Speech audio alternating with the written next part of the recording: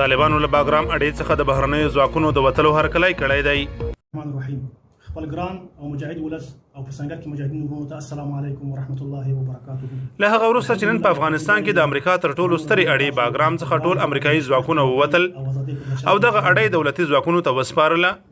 طالبانو یې هرکلی کړی او د امریکایي ځواکونو وتلې مثبت ګام بللی دی. هیواد کې بلکې په سیمه کې د بهرنیو ځواکونو تر ټولو لویه مهمه او ستره اډه وه. په حقیقت کې د الله تعالی هغه لویه پیرزوینه او لوی نصرت دی چې زموږ تاسو سره زموږ تاسو د هغو قربانیو په نتیجه کې وکړ. د طالبانو ویان ذبیح الله مجاهد پر خپله ټویټر پاڼه لیکلي، موږ له باګرام څخه د ټولو امریکایي ځواکونو وتل یو ښه ګام بولو. غواړو چې زموږ د هیواد له ټولو برخو څخه بهرني ځواکونه ووځي. دا هم د هغو هیوادونو په ګټه دی او هم د افغانانو.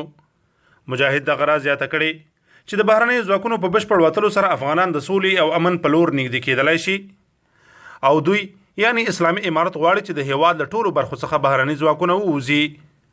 د ویلو ده چې د هیواد په شمال پروان ولایت کې د امریکا ستره پوځي اډه چې نږدې په ټول افغانستان کې ترې امریکایي ځواکونو د طالبانو ضد عملیات رهبري کول، نن جمعه د جولای په 2 نیټه د وروستي امریکایي عسکر په وتلو سره په رسمي توګه د کابل حکومت ځواکونو ته وسپارل شوه.